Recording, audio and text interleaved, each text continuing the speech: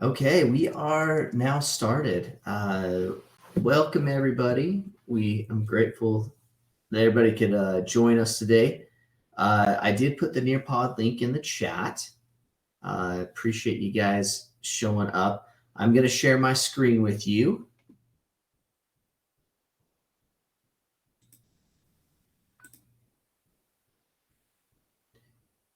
Come up here. There we go. Perfect. All right, we'll get going, and then if you guys have any questions, you can definitely answer at the end, or if you want to chat after, feel free to do so. Just so you guys remember, this lesson is being recorded for learning purposes and may be stored up to a year. Classroom expectations, okay? Make sure you're following along with the Nearpod lesson. You're using the chat tool respectfully and appropriately, and then we're responding to questions and instructions the first time. Okay, the lesson objective. Before I go into that, what I'm going to do is just jump over to the course real quick so we can go through that. Remember, I do just put the recorded lessons right here on the announcement screen just to make it nice and easy for you guys to go there. If we look into our course plan, as you can see, this week we have quizzes 17 to 22 that need to be done. Live class today. And then we have a couple more live classes. And then the last day for seniors is the 18th. You need to get everything done by there. Last day for seniors and those that are graduating early. Okay, so if you are graduating early, make sure you get it done there. Everyone else, it's the 25th. So we're good rolling this way. Not very much longer, if you can believe that. That's crazy. Okay, as we go to the lesson, we're going to be in Unit 3, so Module 7 and 8 is what we need to look at. So paying for college, and then also looking at different financial institutions. And that's what we're going to go over today. So what we're going to do is, given quizzes in the OLS, students will accurately answer multiple choice questions about paying for college and different financial institutions with 80% accuracy across one trial. Okay, let's start with paying for college. If you remember last time, our lesson was about getting some type of training, right, after you go for high school, because the employment availability and pay that you would get is so much more. So how do you pay for that? Okay, that's the key for it. So there is what we call financial aid, okay? There is money out there. There's a lot of money out there. There's scholarship opportunities. There's grants. There's tuition reimbursements. There's private people that pay for things. If you heard so Ryan Smith, who's the owner of the Utah Jazz, he actually goes, and every game that the Utah Jazz win every year, he gives a scholarship to somebody for each win. So that's pretty cool, you know. So there's so many opportunities that you can apply for, and we can kind of look into that. Let's watch this little video that gives us some options here.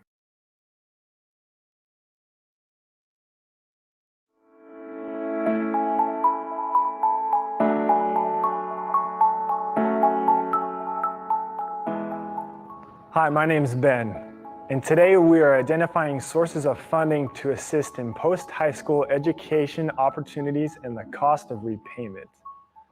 For many applicants and their families, the most daunting aspect of the journey to college is the price tag. If you're wondering, how am I going to pay for college? You have options. In fact, there is more help available to you than you might realize. These resources are eager to work in partnership with you and your family to ensure that a college education is affordable. The federal government. The U.S. Department of Education awards about $150 billion a year to more than 15 million students through federal grants, to federal student loans, and to employment through the Federal Work-Study Program.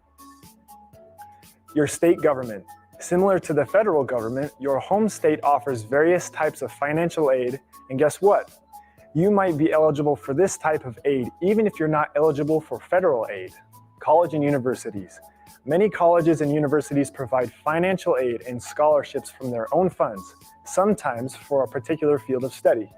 To learn if a school offers this type of financial support, visit the financial aid section of their individual website or contact the school's financial aid office. Now that you know who is available to help you pay for college, it's important to understand what you can do to make college more affordable. Start saving. It's never too early to set funds aside to pay for college, and there are specific government-sponsored saving plans to help you do just that.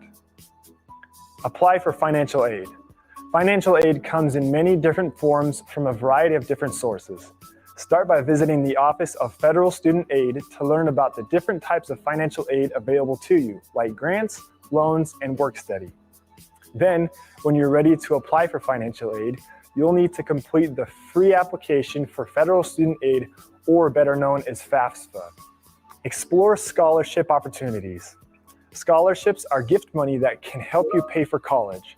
Most scholarships are awarded by individual colleges in recognition of academic performance, athletic ability, a commitment to community service, or other unique talents. You can learn about these opportunities by visiting colleges' admission and financial aid offices or websites. You can also find scholarship opportunities through local, regional, and national nonprofit organizations.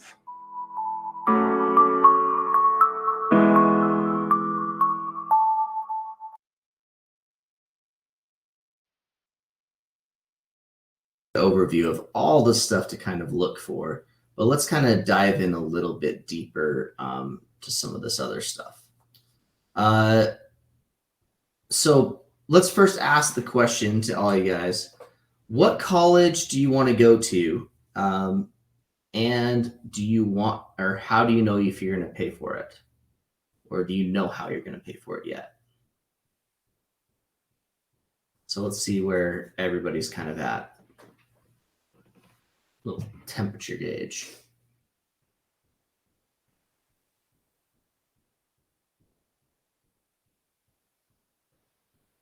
Okay, so you haven't really thought about it, right?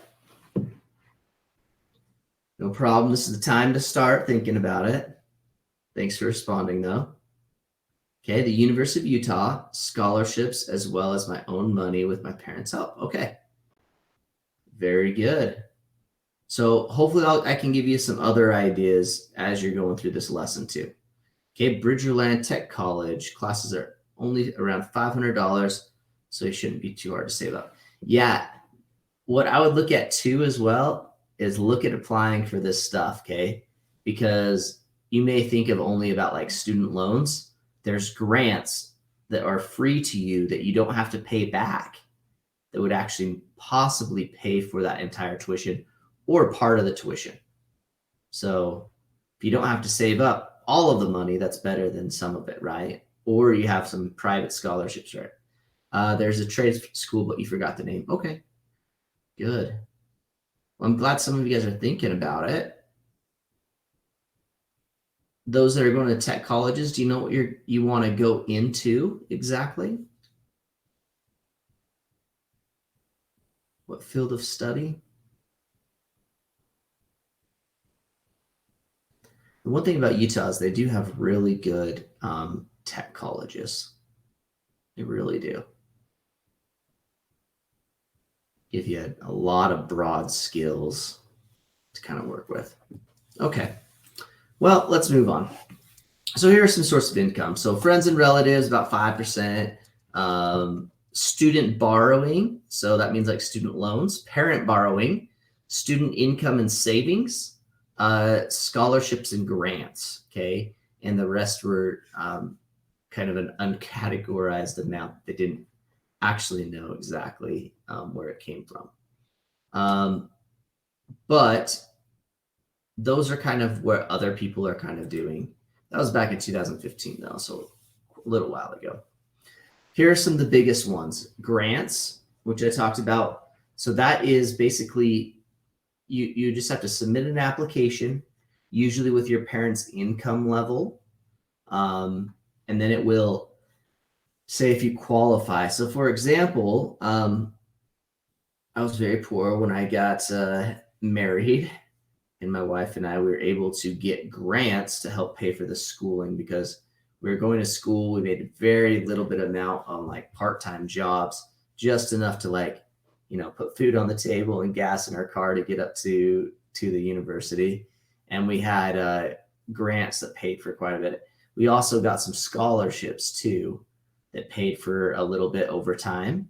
I did have to take out a little bit of loans. I wouldn't take out very much. That's how people kind of get upside down, is taking out student loans. Federal work study. So one of the things that I could have possibly done, I didn't think about it, but at the time, is I could have went and worked for like the Department of Agriculture, right? And work for them, and then they would pay for kind of study, that kind of stuff. I did some internships. So I had an internship that I did actually at the state capitol, the Utah State Capitol, which I got college credit for and got a little bit of stipend for as well. Institution tuition waivers. So some employers, if you get your degree while you're going there and it helps out the business, they will reimburse you what you paid in tuition. So that's something you might want to look for if you're looking for it. So for example, like my brother-in-law, he works for as a tech person, and he got his degree in technology, and they kind of in IT, and they gave him like tuition waiver after the fact. They reimbursed him for it. Employee benefits, that's kind of the same thing, right? Also veteran benefits. So if you or your parents were part of the military, you may qualify if they don't use it or your siblings don't use it. There's so much money that you can spend for veteran benefits. I can't remember the exact thing. I knew it at one point in time, but I can't remember. But there's a bill that helps them pay for college, pay for their kids' college or their college or whatever they would like. Okay, so what is FAFSA? So this is something all of you guys are going to want to write down, because you'll see if you qualify for grants and student loans at the federal level, and it really helps. This is how I got grants when I was going to school, okay? So this is what you need to know. You must file for every year that you're in college. October 1st of your senior year. So if we have seniors in here, you can start to apply for it. You have an FSA ID, a parent and student one. And the sooner you do, the better, because there's only so much money that they kind of do. So the sooner you can kind of submit this and know what you get, the better. So this is what it stands for, FAFSA. Free application for federal student aid. And you can go to FAFSA.gov, and this is what it looks like, okay? If you've never logged in before, you go and you put start new FAFSA. And once you go through there, you'll want to go through with your parents or whoever is your legal guardian, because their income level right now will basically determine how much you can kind of get in grants and that. Now, if you think like, oh, my parents make too much or whatever, you'd be surprised. You'd still get different options out there that are very, very helpful, okay? So look into that, apply for that.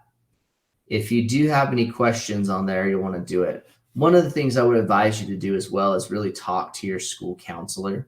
They're the ones that are supposed to be the experts on this, and they can guide you more upon the lines of how to get it. It is available in English and Spanish, so for those that need that assistance. Okay, let's go into our next topic that was on our objective. It's basically being able to compare financial institutions. Okay, we got different financial institutions out there that are for different things. But we're going to watch a little video all about it.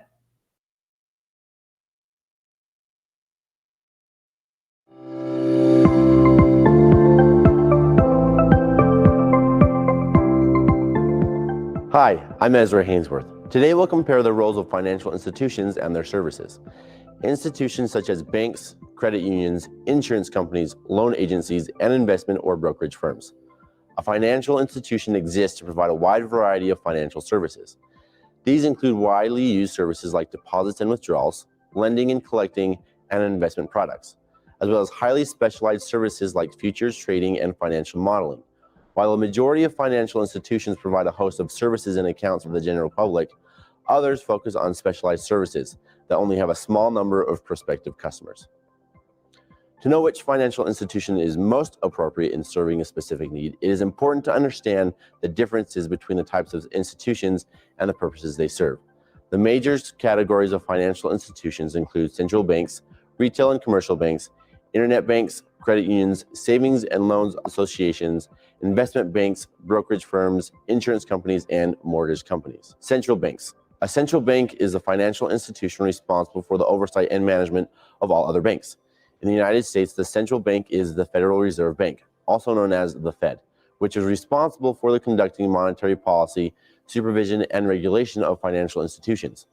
Individual customers do not have direct contact with central bank. Instead, large financial institutions work directly with the Fed to provide products and services to the general public. Retail and commercial banks. Traditionally, retail banks offered products to individual consumers, while commercial banks work directly with businesses. Currently, the majority of large banks offer deposit accounts and lending and limited financial advice to both demographics. Products offered at retail and commercial banks include checking and savings accounts, certificates of deposit or CDs, personal loans, mortgage loans, credit cards, and business banking accounts. Internet banks. One of the newest entries into the financial institution market is the internet bank, which works in a similar fashion to retail banks.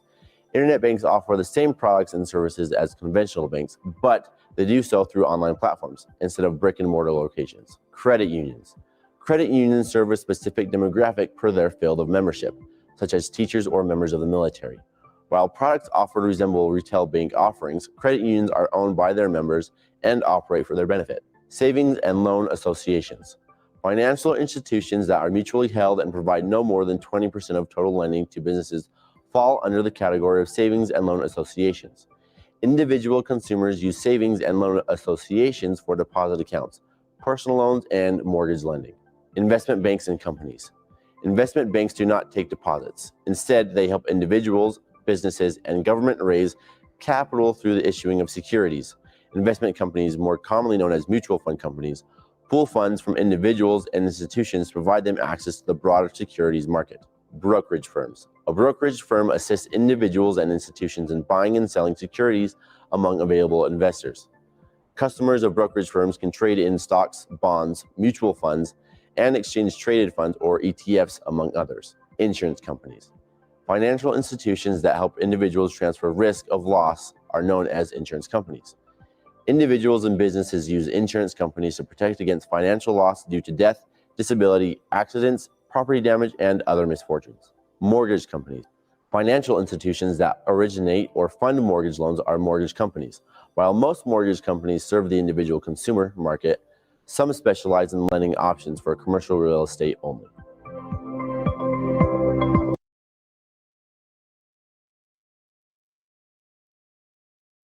All right.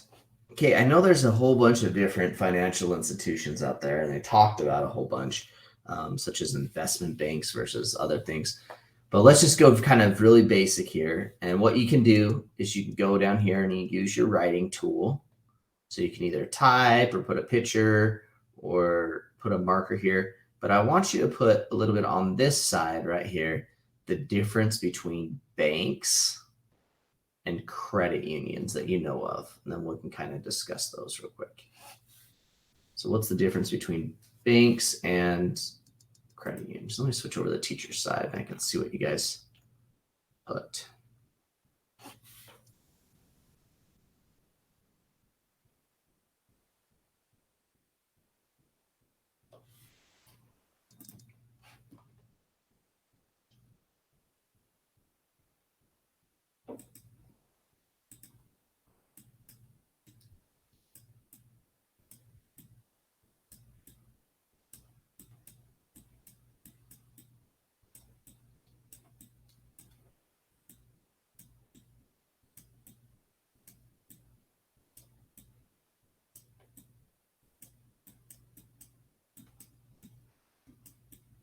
Wow, this is a lot harder than I thought it was going to be.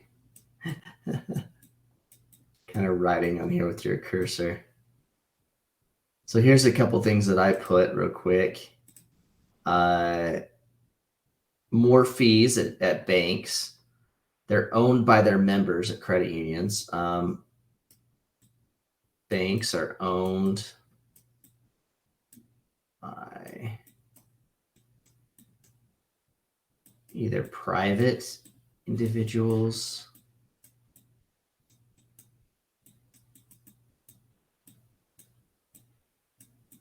or on the stock market. So that they're publicly traded, possibly.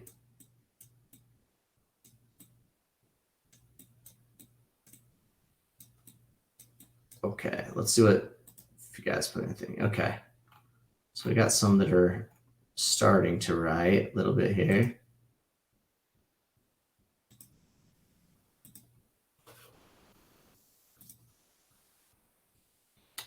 All right. So this is something you'll want to know when you're doing your quizzes, okay?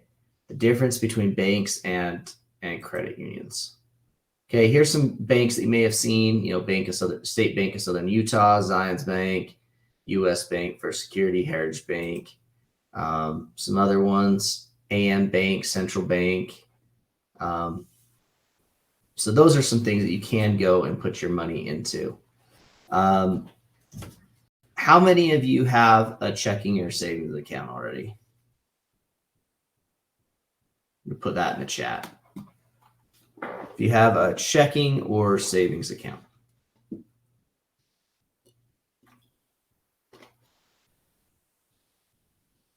You think so? Okay. All right. So that's kind of your first kind of step. You're too young. My 4-year-old's had a bank account since he was like, can't remember how old. That's something you want to get. You want an account to go put your name in. You can get a bank account at whatever age, and you can start putting that in. Okay. So you're not too young. But I would suggest just start saving.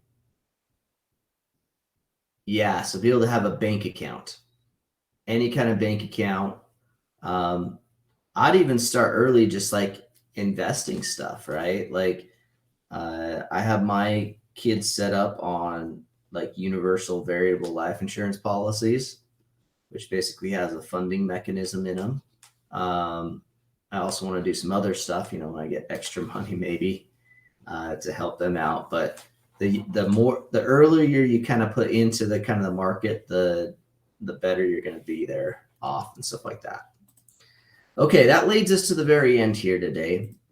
Just to review, to recap, this week's stuff, we're going to go module 7 and module 8. So quizzes 17, 18, 19, 20, and 21, and 22. So there's 6 quizzes that need to be done this week to stay on track. And if you have any questions, please stay after and I'll answer for you. Thanks, everybody.